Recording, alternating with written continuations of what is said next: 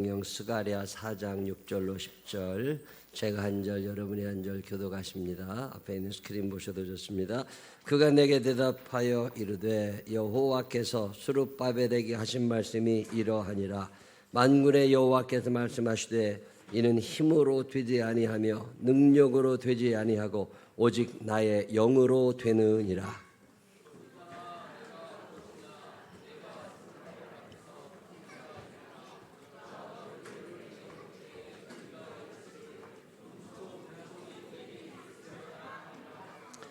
여호와의 말씀이 또 내게 임하여 이르시되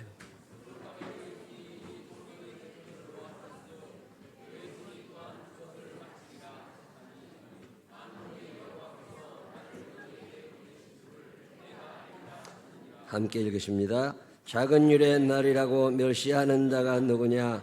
사람들이 스룹바벨의 손에 다림줄이 있음을 보고 기뻐하리라. 이 일곱은 온 세상에 돌아다니는 여호와의 눈이라 하니라. 아멘. 부부 속도원들 나오셔서 하나님 앞에 찬양하겠습니다.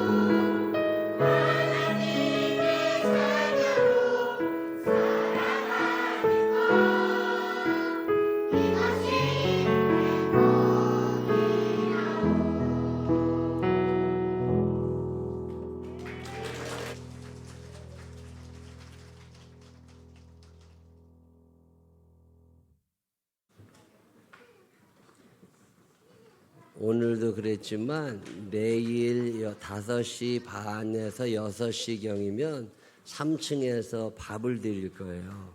배고프신 분들은 내일 7시 반 예배인데 6시경 오시면 식사가 될 겁니다. 오셔서 저녁 드시고 그리고 예배 함께 해주시기를 부탁드리고, 따로 광고는 안 했는데 예물 드리시는 분들 많이 계신데 시간 소원 담아서 하나님께 예물 드리는 시간 꼭 가지시고요. 오늘은 부부 속회 찬양인데 아기들이 아마 3층으로 올라갈 거예요. 아기들은 이쪽에 와서 앉으셔서 같이 예배 드리시기를 바라고, 오늘 이렇게 보면 올만한 사람인데 싶은 사람들은 또 내일 전화들 하셔서 오라고 얘기하시고, 오늘 오셨던 분들은 내일 또 얼굴 뵙기를 원합니다. 봄 부흥회 처음 해보는 거예요. 얼마나 올지도 모르고 누가 올지도 모르는데 많이들 오셔서 감사하고, 오늘 곽주환 목사님은 CBS에서 덜어 보신 분 계실지 몰라. 꾸준히 방송 설교도 하시고 저 구로동에 베다니 감리교회 아주 큰 교회인데 아주 제가 참 존경하는 형님입니다. 오늘 오셔서 귀한 말씀 주실 때 큰의 시간이 되시기를 바라고 우리 교회가 생기고 아버지도 우리 교회 와서 부흥회 하셨는데 곽전태 감독님이 한 15년도 더 전에 이번에는 아들 목사님이 오신 거예요. 오늘 아들 목사님도 환갑이 넘었어. 오늘 오셔서 우리 큰 은혜 주실 때 큰 사나 내가 무엇이냐 말씀 전하실 때 큰 은혜 시간이 되시기를 바랍니다. 우리 목사님 나오실 때 큰 박수 함성으로 환영합니다. 할렐루야.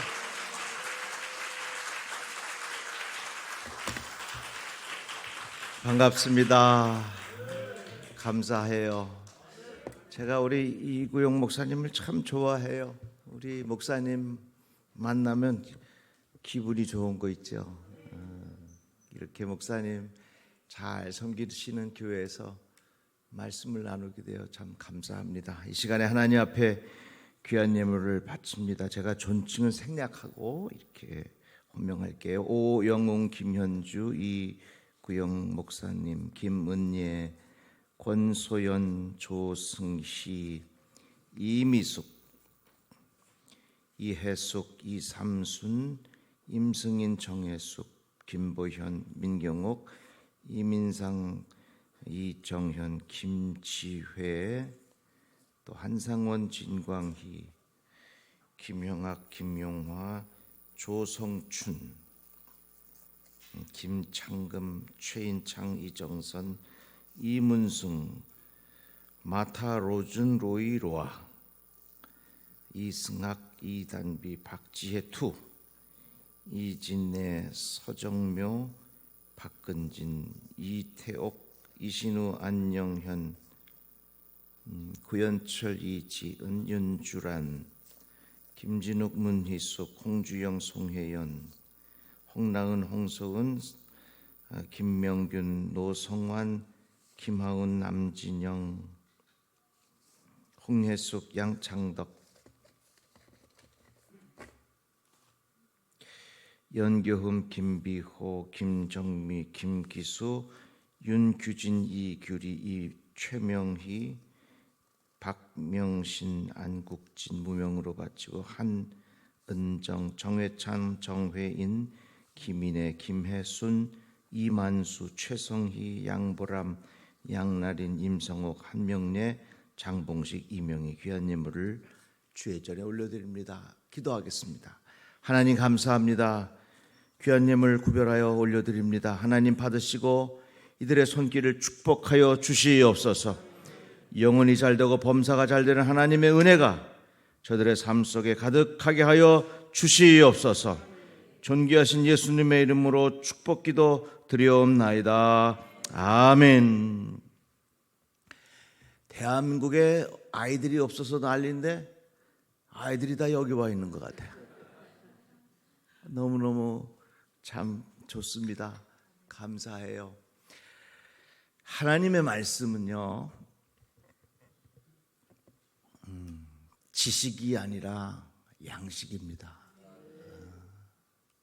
지식은요, 한 번 듣고 두 번 들으면 더 이상 세 번째 들으면 재미없어요. 학교에 갔더니 This is book. 책이 영어로 book이구나. 이거 배웠어요. 이거 지식이죠. 그러면 더 이상 반복해서 배울 필요 없어요. 내가 알면. 근데 그 다음 날 갔더니 또 This is book. 그 다음 날 갔더니 또 This is book. 더 이상 재미없어요. 그러나 양식은요, 한 번 먹고 두 번 먹어도 늘 맛있습니다. 저는요, 예언을 참 잘해요. 근데 내가 예언한다고 우리 교인들이 웃어. 왜 웃냐? 목사님 예언을 들으면 다 맞는 말인데 빤하대.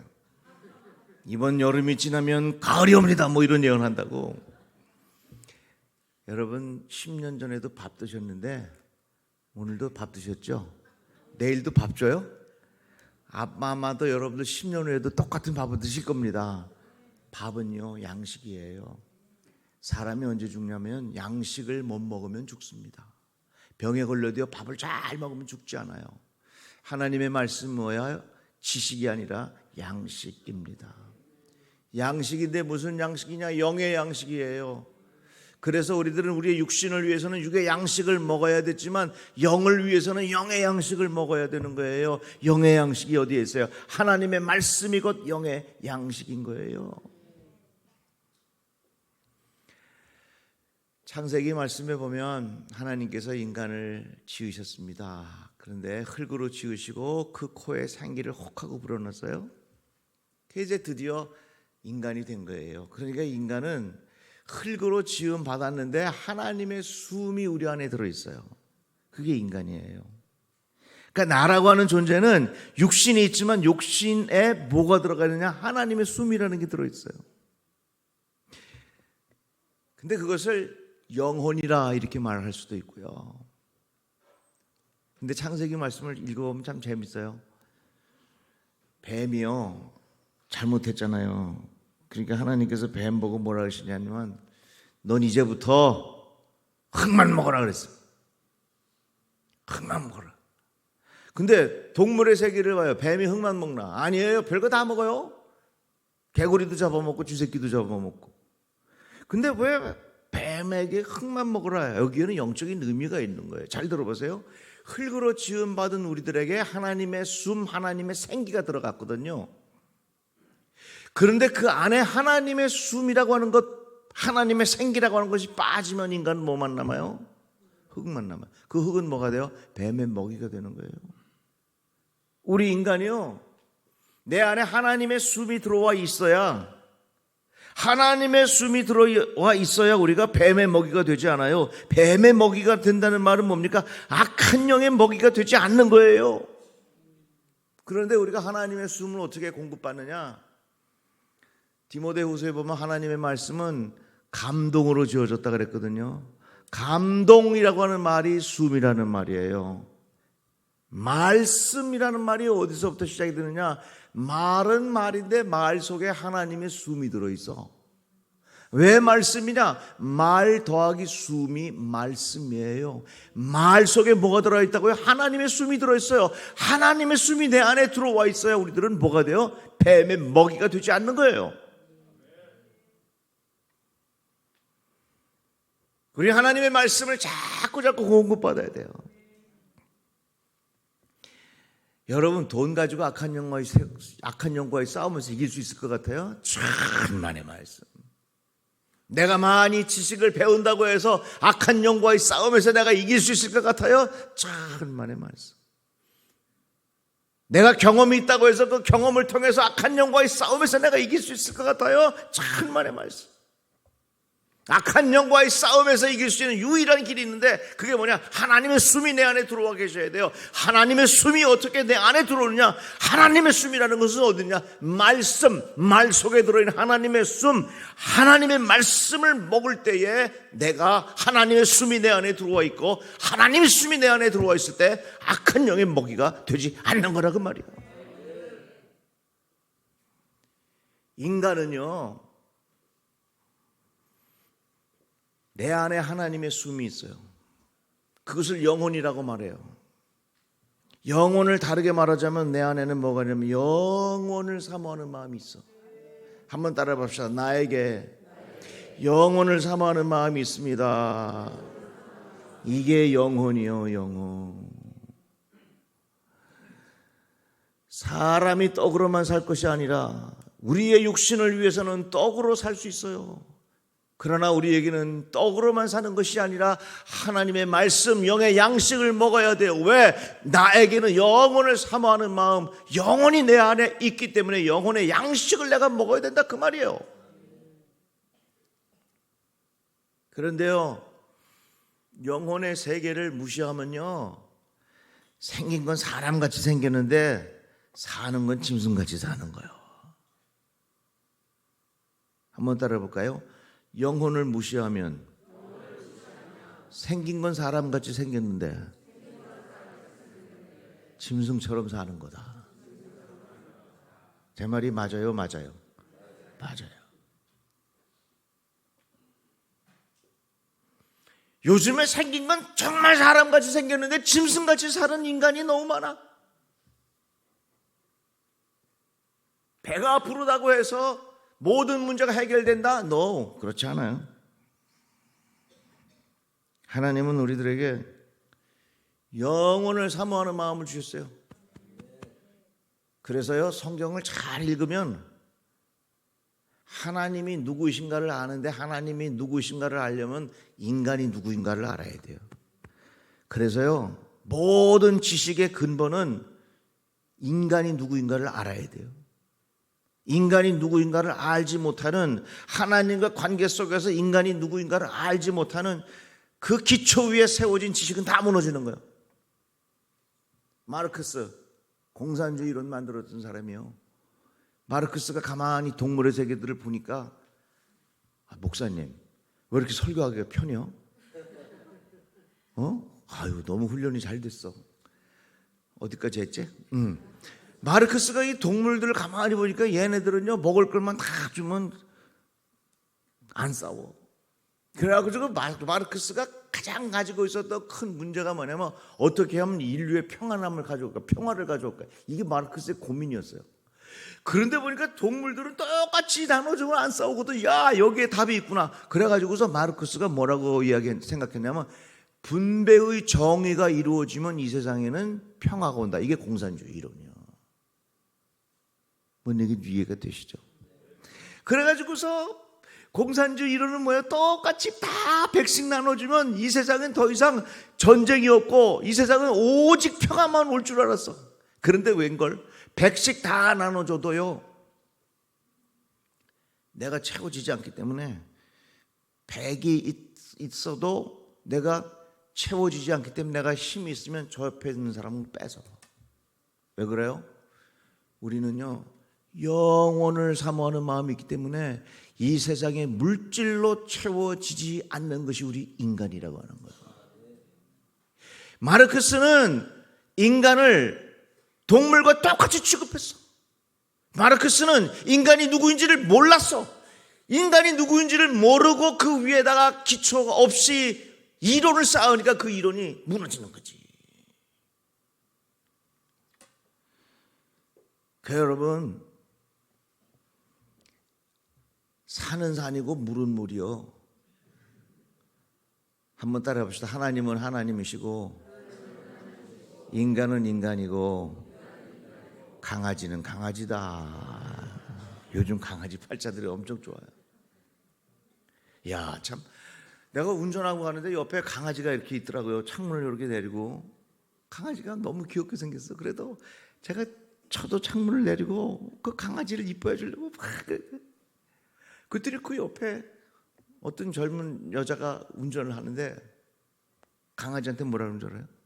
얘야, 그 건너편에 삼촌 계신다. 내가 강아지 삼촌이 된 거 졸지에 그 삼촌한테 인사드려라 그러더라고. 어이구, 내가 뭐가 됐어요? 강아지 삼촌이 됐어요. 혹시 여기 강아지 유치원 있죠? 네, 유치원 있어요. 강아지들이 팔자 얼마나 좋아. 그 얘기 아세요? 강아지 유치원에 보냈는데 유치원에서 전화가 왔대. 아유, 우리 유치원 다니지 못하겠다고. 자꾸 싸우고 문대. 그러니까 선생님 좀 봐주세요. 그러니까 그 강아지 엄마라 그래요? 뭐라 그래? 엄마께서 촌지 봉투를 마련해 가지고서 간 거예요. 아유, 갔더니 아무 소리도 안 하고 한 달 후에 그 강아지가 그 스쿨 버스에서 딱 내리는데 목걸이를 딱 차고 내려서 반장 이러고 내리더라고요.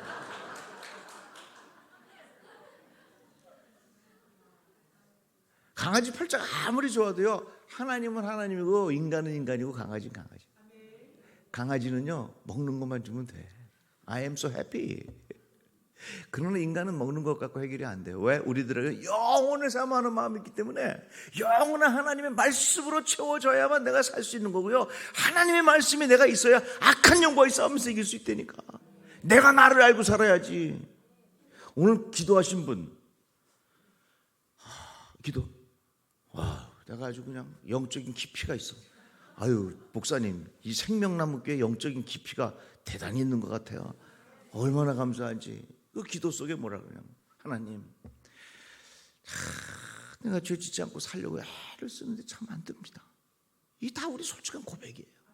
정말 솔직한 고백이에요. 죄를 짓지 않고 살려고 모든 애를 쓰는데 이게 안 됩니다. 이게 우리 고백 아니겠어요? 악한 영과의 싸움에서는요, 결국 가서는 내 힘으로 해보려고 해도 안 되는 거야. 그래서 하나님의 말씀은 뭐냐? 하나님의 말씀이 내 안에 들어와 계셔 악한 영과의 싸움에서 이기는 거예요. 그 다음에 하나님의 말씀은요, 공식이요, 공식.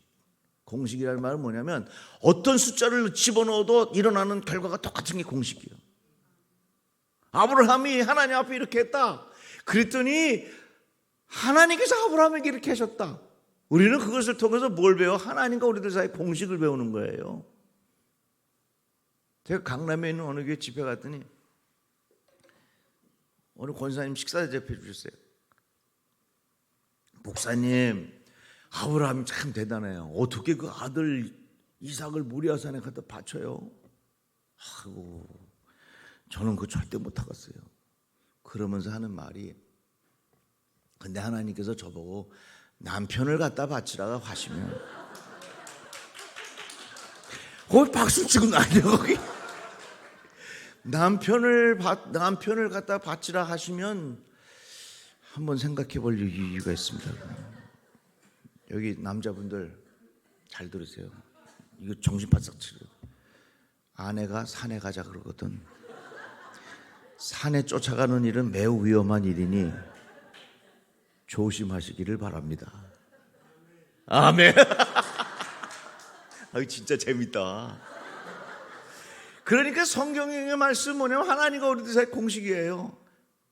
다윗이 이렇게 했더니 하나님께서 이렇게 하시고, 사울이 이렇게 했더니 이렇게 했더라. 그래서 이 성경을 통해서 무엇을 배우냐면 하나님과 우리들 사이의 공식을 배우는 거거든요.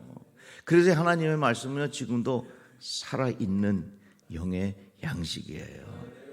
이 하나님의 말씀 무시하면 죽어요. 하나님의 말씀 없으면 우리들은 안 돼요. 하나님의 말씀 잘 먹고 하나님의 말씀이 우리 인생의 공식이라는 사실을 고백하고 살아야 돼요.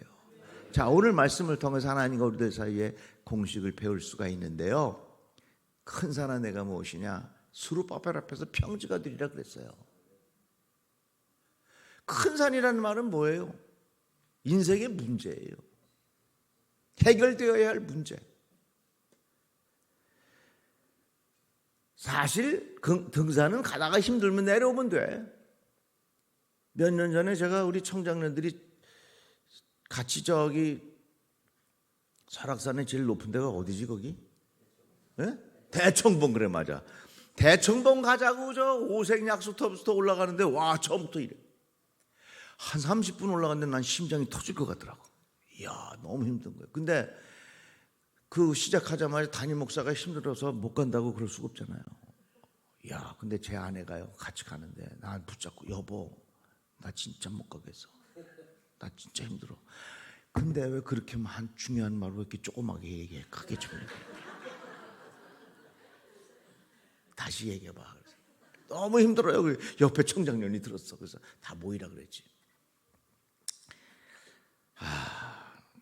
내가 저 대청봉에 같이 가고 싶은데 사모님이 이렇게 힘들다 하시니 사모님을 모시고 내려갈 사람 손들어요. 그랬더니 목사님, 그걸 말씀이라고 하십니까?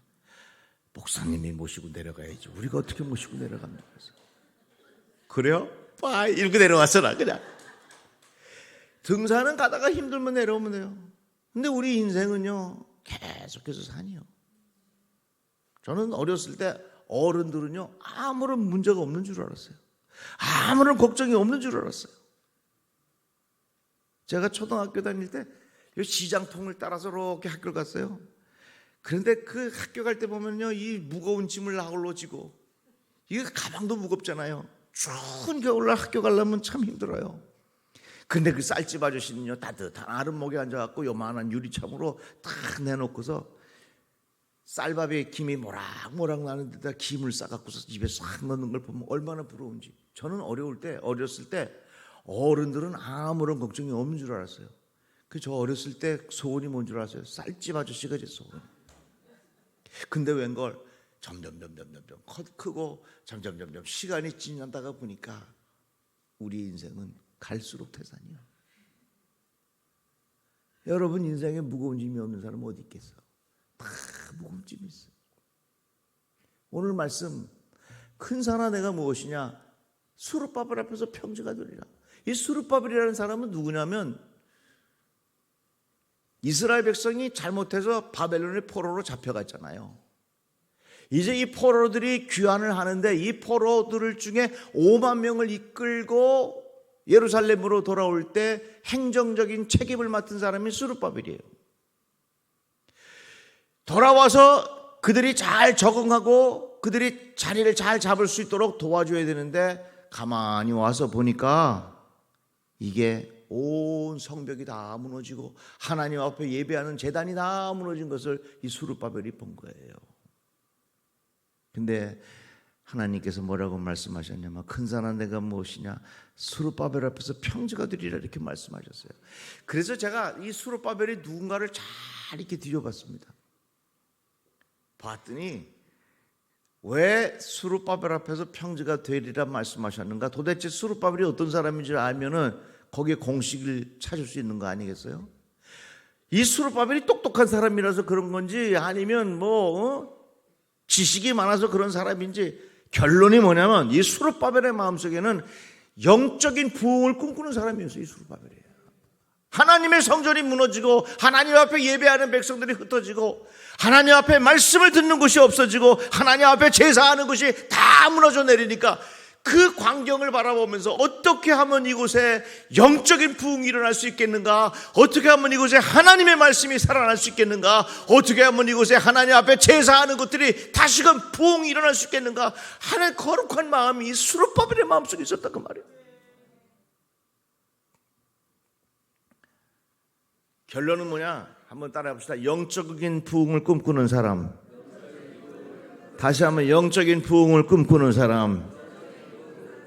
영적인 부흥을 꿈꾸는 사람 앞에서는 큰 산이 평지가 된다 그 말이야. 다 같이 아멘. 우리 이 믿음 갖자 그 말이야. 여러분 제가 예언 잘한다 그랬죠. 지금 큰 산이 있죠. 내가 하나 또 예언할까요? 그 산 넘으면 더 큰 산 와. 더 큰 산 와.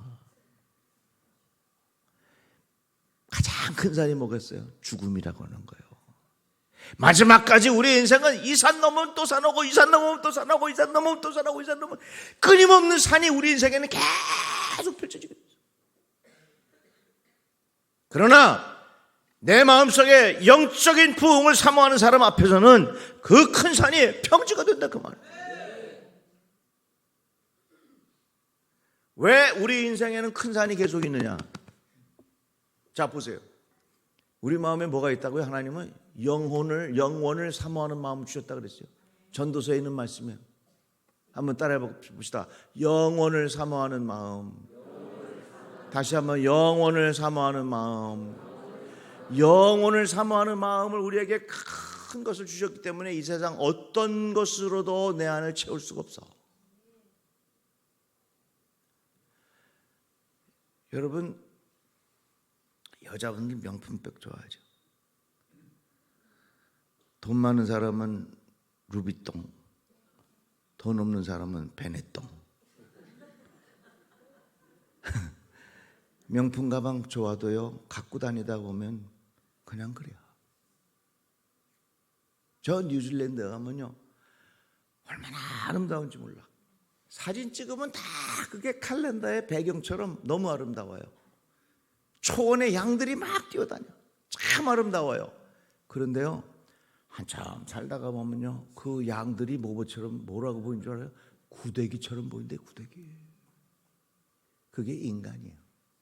왜? 인간은 영혼을 사모하는 마음 하나님께서 주셨기 때문에 이 세상에 어떤 것을 집어넣어도 내 안을 채울 수가 없어. 이 문제를 해결하면 내 인생의 모든 문제가 해결될 줄 알아. 천만의 말씀 채울 수가 없어. 이 문제를 해결하면 더 이상 아무런 문제가 없이 내 인생의 모든 문제가 끝날 것 같아. 천만의 말씀 절대로 채울 수가 없어.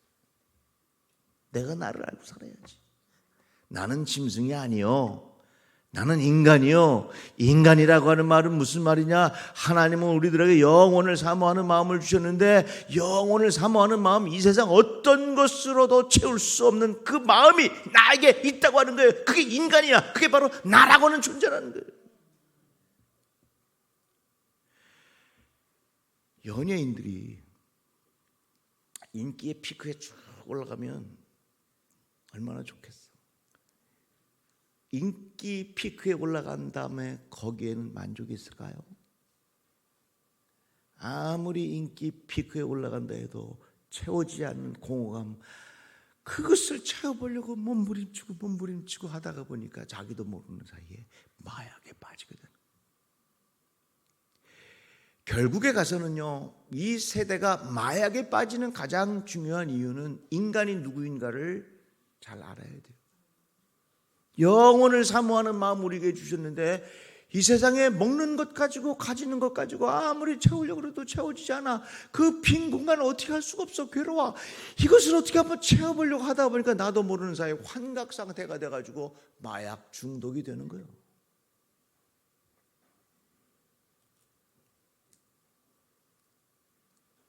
우리는 이 세상 어떤 것으로도 채울 수 없는 인간이라는 사실을 기억하고 살아야 됩니다. 여러분, 세상이 얼마나 참 편리해요.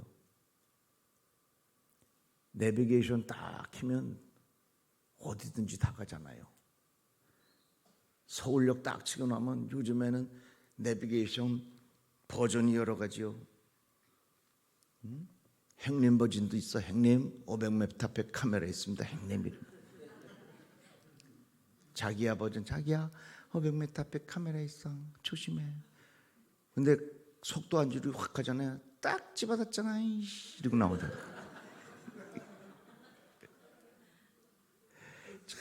참 세상 편리해졌어. 스마트폰 이거 기가 막힌 거예요.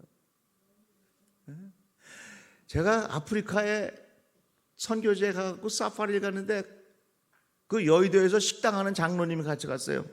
아, 글쎄 그 사파리 보면서 자기 여의도에 식당에 지금 몇 명 와 있나 세고 앉아 있더라고. 세상이 이렇게 돼 있어. 굉장히 편리한 세상이요. 뭐 편리한 거 더 이상 말할 거 없죠. 한 가지 여쭤봅시다. 편리한데 평안하십니까? 이 세상은 편리해졌는데 왜 우리는 점점 더 불안해집니까? 내 손에는 스마트폰을 손에 쥐고 있는데 왜 우리 머리는 점점 stupid, 바보가 됩니까? 뭔가 느껴지는 거 없어요? 여러분, 전화번호 몇 개나 외워요? 내 손에 쥐고 있는 스마트폰은 굉장히 스마트해졌는데 내 머리는 얼마나 stupid, 바보가 됐어. 이야, 전에 단축번호 사용할 때 어디 갔는데 사모님 전화번호가 몇 번입니까? 묻더라고 나보고. 3번입니다.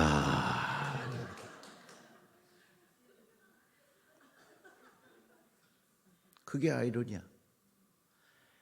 내 손에 쥐고 있는 스마트폰은 점점 더 스마트해지는데 내 머리는 스투피 바보가 돼. 여러분, 찬송가 몇 장이나 외워요? 저도 못 외워요. 어디 집회 가면요 참 재밌는 광경도 많아요. 여기 찬양팀이 잘해요. 찬양을 열심히 부르다. 근데 저게 뭐가 오류가 생겨가지고 갑자기 가사가 탁 끊어졌어. 그랬더니 앞에 있던 찬양하는 팀들이 알 수가 없다. 이 세상은 편리해졌는데 점점 더 우리는 불안해졌습니다. 편리함은 과학기술이 줄 수 있는 평안의 보조품입니다.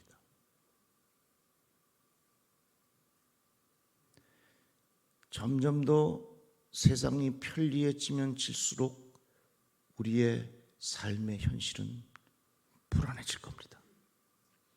왜?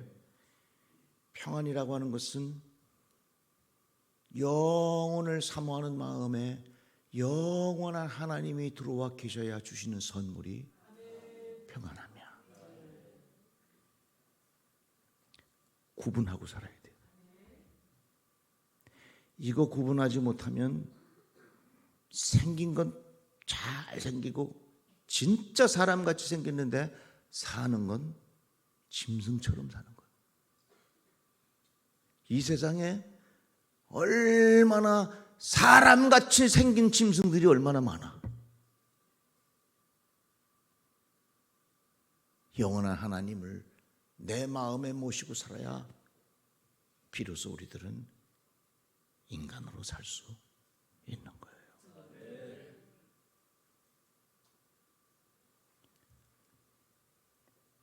여러분, 요즘 얼마나 재미있는 게 많아요.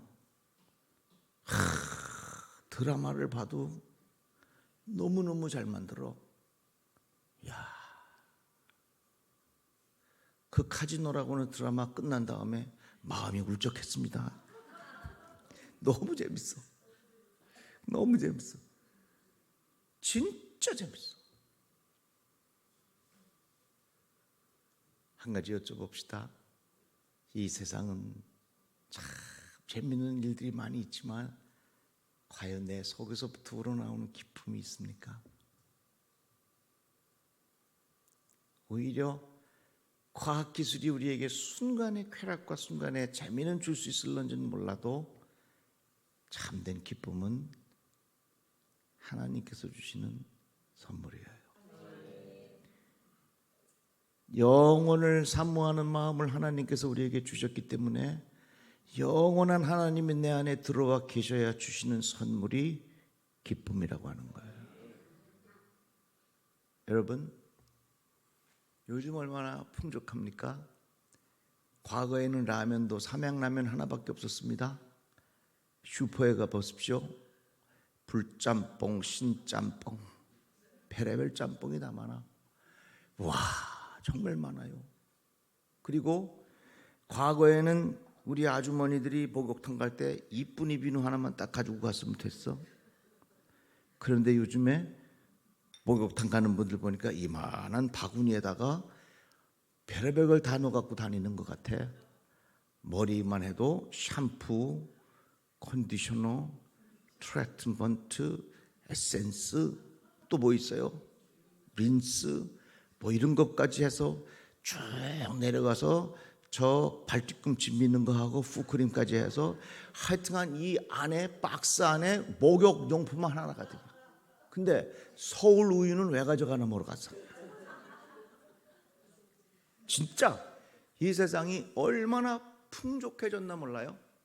그런데 여러분, 풍족하면 풍족할수록 불만이 늘어나는 거 아세요?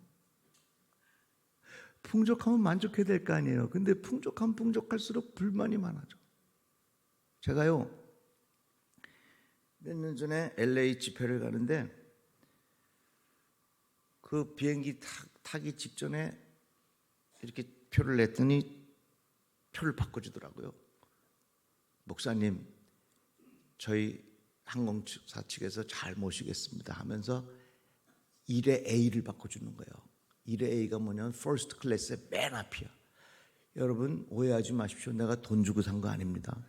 태워준다니까 그냥 탄 겁니다. 이야, 1회 A를 딱 탔는데 맨 앞에 너무 기분 좋은 거 있죠. 퍼스트 클래스에 딱 타니까 잘 수가 없어. 왜? 잠이 들면 저 이코노미석에서 잠드는 거나 여기서 잠드는 거나 똑같잖아. 절대로 잠이 들면 안 돼. 잠들만 하면 여기 퍼스트 클래스에 잠들지 말고 누려야지. 그래서 막 그러고 밥 먹는 시간이 됐습니다. 스테이크를 어떻게 해드릴까요? 뭐 어떻게 해주십시오. 이 밥을 먹는데 저쪽에서 어느 회장님이 승무원을 부르더라고요. 자네, 내가 원하는 스테이크 쿠키가 이렇게 원하지 않았는데 왜 이렇게 만들어 왔나? 다시 해와. 예, 알겠습니다. 그런데 또 저쪽에서는 또 뭐라 하냐, 내가 원하는 와인을 잘 알 텐데 왜 그걸 안 실었어? 가서 가져와. 아니 그러면 비행기 한 장 가고 있는데 그 와인 가지러 문 열고 내려갔다 그런 소리야. 어떡한 소리야. 그 내가 그걸 느꼈어. 뭐냐면 풍족하다고 해서 만족한 거와는 전혀 상관이 없어요. 그런데 저 이코노미석은 어때요? 그런 게 어디 있어? 주는 대로 감사합니다. 얼마나 많죠. 여러분, 지금 이 세상이 모든 것이 다 생활이 레벨업이 됐어. 그래서 모든 것이 풍족해졌어요. 풍요로워졌어. 레벨업이 되고 풍요롭다 보니까 사람들의 자꾸 이 기대가 높아지니까 높아지면 높아질수록 뭐가 커져요? 불만이 커지는 거예요.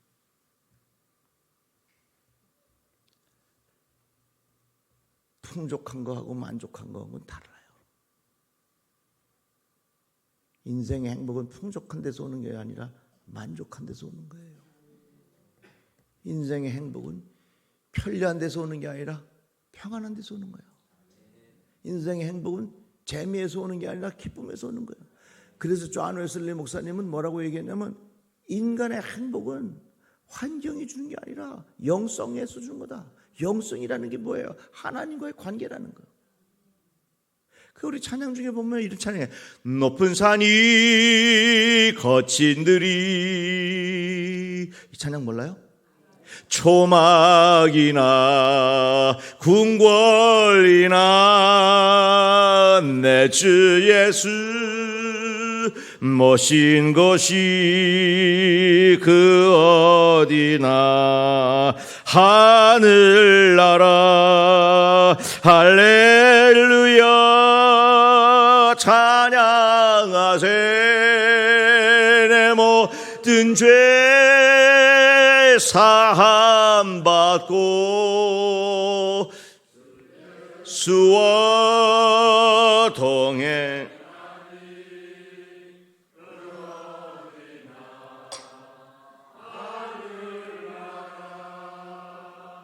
그러니까 어차피 우리 인생은요 영혼을 사모하는 마음의 그릇을 인간을 그렇게 만드셨기 때문에 이 세상의 문제가 해결된다고 해서 절대로 그 다음 문제가 없어지는 게 아니에요.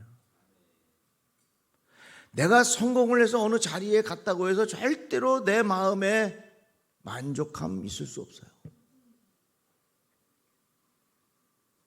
내가 이 문제만 해결되면 더 이상 아무 걱정 없겠지? 절대로 그렇지 않아요. 왜? 인간이라고 하는 존재는 영혼을 사모하는 그릇이 있는데 이 그릇에는 오직 하나님이 들어와 계셔야 삶의 근본 문제가 해결되는 거예요.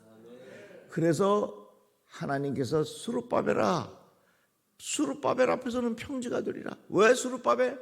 그가 모든 문제를 해결했기 때문이 아니에요. 그의 마음속에는 영적인 부흥을 사모해 하나님의 은혜가 가득하기를 바라는 마음이 이 수룹바벨에게 있었으니 그런 마음의 태도를 가지고 살아가는 사람들에게는 그 큰 산이 평지가 된다 그 말이에요. 그러니까 이 문제 해결됐다고 해서 내 인생에 근본의 문제가 해결됐다고 착각하지 마세요. 내가 요거 가지고 이만한 자리에 있다고 해서 내 인생의 문제가 해결됐다고 해서 절대로 여러분들의 마음의 삶 속에 평안이 온다고 착각하지 마세요. 그래서 여러분 여기 생각 많이 하시는 분들 성경을 읽을 때 인간이 누굴까라고 하는 질문을 가지고 성경을 쭉 읽어보세요. 그러면 깊은 깨달음이 있습니다.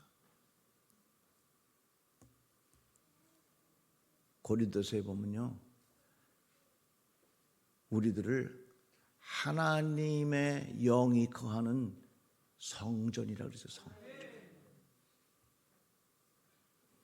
우리 인생이 참 행복하고 우리 인생의 큰 은혜, 축복이 말려면 성령이 내 안에 거하시는 성전이 될 때 내 인생이 행복한 거예요. 그렇지 않고서는 절대로 우리 인생은 방황하게 되어 있고 우리 인생은 결국에 가서는 다 망하게 되어 있는 거예요. 제가요, 목사님 아들로 태어났어요. 우리 아버님도 15년 전에 다녀가셨다고 말씀하셨는데, 우리 어머니 뱃속이 신학교요.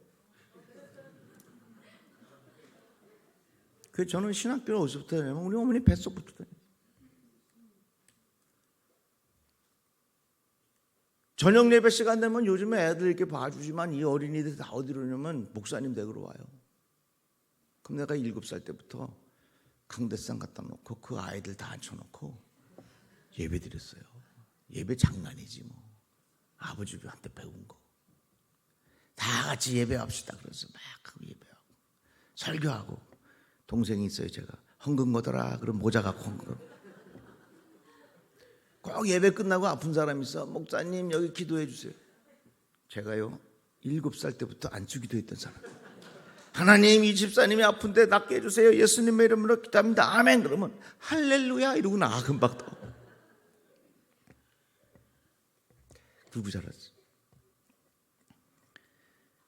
근데 그때는 주택이니까 뭐 사무실이 따로 없으니까 교인들이 뭐 상담하러 오면 우리 어머니가요 웅변을 해서 전국 우승을 2번이나 하셨던 분이거든요. 그리고 초등학교 선생님. 근데 그 교인들이 상담 받으러 오면 우리들은 어디로 가냐면 안방으로 들어가. 근데 그때는 뭐 방음이 잘 안 되니까 밖에서 하는 소리 다 들려. 저는 우리 어머니 타는 거 보고 많이 배웠어요. 우리 어머니는 많이 배우고 참 웅변도 잘하셔서 그렇게 대단한 분인데 교인들하고 상담은 진짜 쉽게 하더라고. 아유 그랬어. 아유 그렇구나. 아이고 어떡해. 이것만 하시는 거야.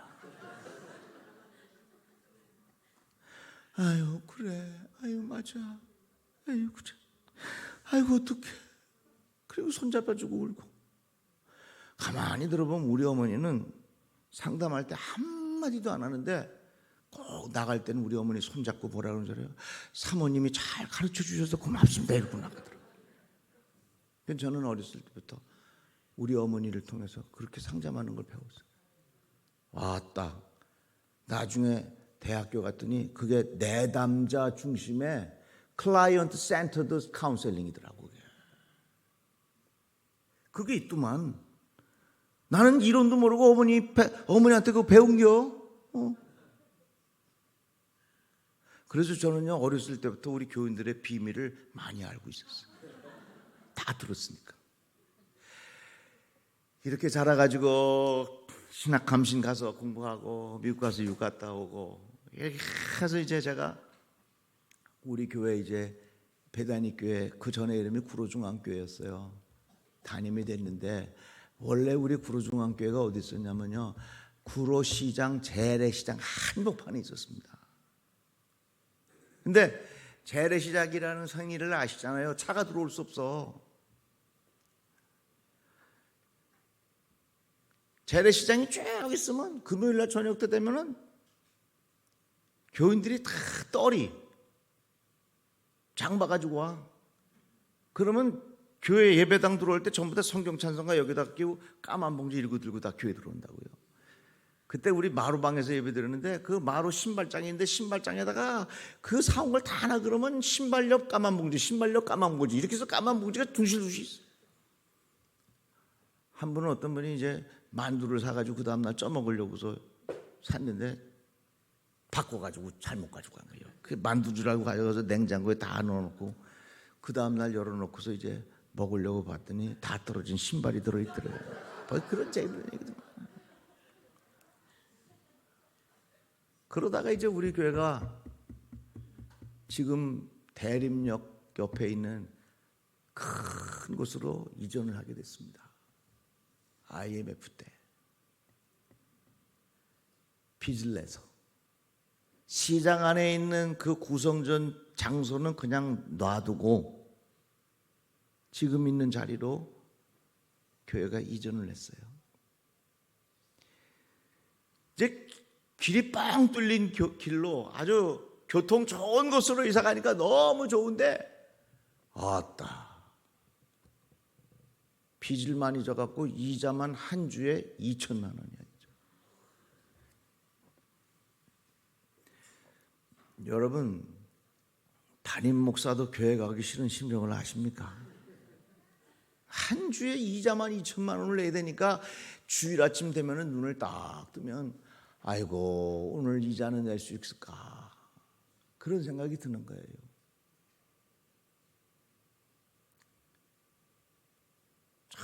점점 더 고통을 느끼고 옥조오는 것을 느끼고 나는 사실은 어머니 뱃속에서부터 신학교 다녔지. 우리 어머니 상담하는 거 보면서 배웠지. 감신에 가서도 배웠지. 이래저래 공부도 많이 했고 해서 나는 목회 잘할 수 있다고 생각을 한 거예요. 그런데 한 주에 2천만 원씩 이자를 착착착착 내면서 심리적으로 꽉 조이니까 정말 내가 목회하면서 코너에 밀리는 것 같은 고통을 경험했어요. 오죽하면 교회 가기 싫은 마음이 들어서.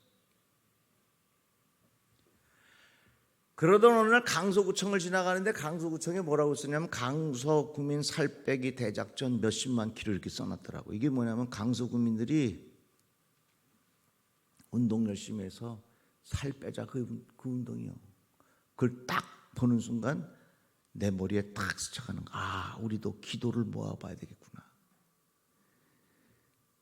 하나님 지혜 주셔서 7만 시간 기도를 시작했습니다. 7만 시간은 뭐 하는 거냐면 한 사람이 아무것도 안 하고 그건 8년 동안 기도하는 시간이에요. 어떻게 기도하느냐? 교회 위에서 한 끼 금식하면 1시간, 새벽에 1시간 나와서 기도하면 1시간, 찬양대가 몇 명이 모여가지고서 같이 기도하면 그 인원 곱하기 해서 기도 시간 내고 속해. 그때 우리 기도원이 있어갖고 기도원에 매일 같이 올라가고 또 저녁이면 모이고 해서 기도의 시간을 쫙 모아가기 시작하는 거예요. 근데요, 한참 기도가 모아지는데 제 마음속에 하나님께서 이런 마음의 감동을 주시더라고요. 이번에 7만 시간이 다 차면 하나님께서 역사하시는 것을 내 눈으로 보게 되리라 하는 마음의 확신이 생기는 거죠. 그래서 저는 성도들에게 발표했어요. 우리 7만 시간 기도 차면 하나님께서 일하시는 것을 눈으로 보게 될 거라고. 저는요, 목회하면서 정말 하나님께서 기도하는 중에 마음에 감동 주시면 그냥 그대로 해요. 요즘 교회가 왜 어려운 줄 아세요? 담임 목사님의 영적 지도력이 자꾸 약해지니까 하나님께서 그 목사님에게 마음에 감동을 주시고 자꾸 영적인 감동을 주시는데 이게 자꾸 이렇게 저렇게 브레이크가 걸려. 그런 교회는 안 되는 거예요. 하나님께서 목사님에게 마음의 감동을 주시고 그 마음의 감동을 통해서 이렇게 합시다. 그럴 때 온 성도들이 아멘하고 따라오면요, 그 교회는 되는 거예요. 우리 이구영 목사님 목회하시는 게 바로 그렇게 목회하시잖아요. 그래서 되는 교회는 원리가 똑같아. 되는 교회는 영적인 지도력이 살아있어. 제가 그래서 7만 시간 기도가 차면 하나님께서 역사하시는 것을 눈으로 보게 될 겁니다. 그래서 그런데 종료주일 딱 됐는데 진짜 7만 시간이 다 찬 거야. 그 월요일부터 뭐가 시작돼요? 고난주간이 시작되잖아요. 월요일 고난주간, 화요일, 수요일. 제가 뭐라 그랬어요? 7만 시간 다 차면 하나님께서 역사하시는 것을 눈으로 보게 된다 그랬잖아요. 아무 일이 없는 거예요. 진짜 고난주간이에요, 그게.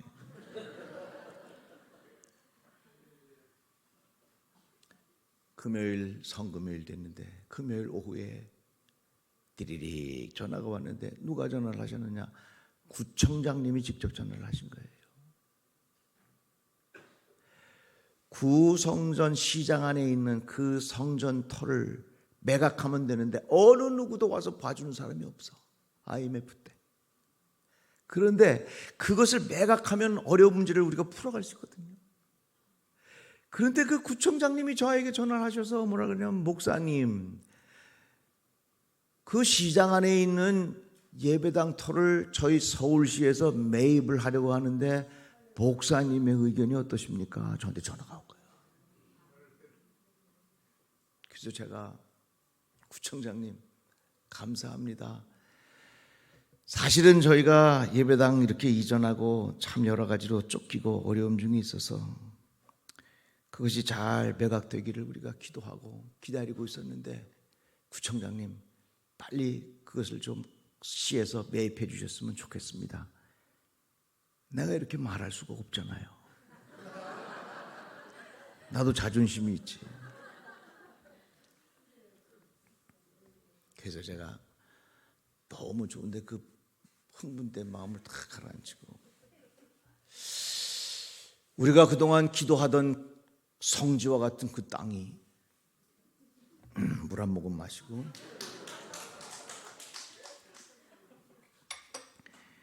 지역 주민을 위하여 사용된다면 나쁘지 않다고 봅니다.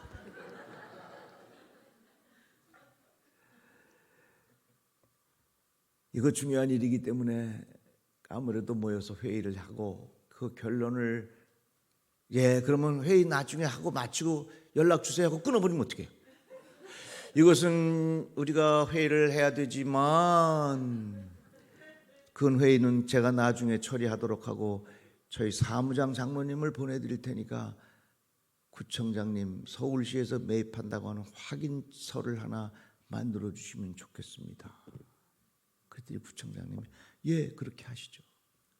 그래서 내가 즉시 우리 사무장 장로님 구청에 다녀오시라 그래서 구청장님 직인을 찍어가지고 매입한다고 하는 의향서를 내 손에 쥐게 되었습니다.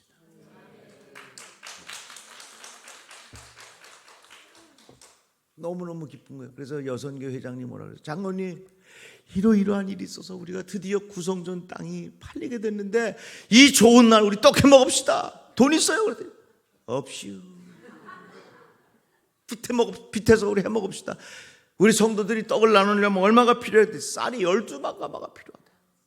이야, 또 빚내서 우리 떡 해먹읍시다. 제가 잊어버리지도 않아요. 부활하신 기쁨의 떡, 기도하신 수고의 떡 해가지고 그 떡을 온 성도들이 다 나누어 먹는 기적을 경험했어요.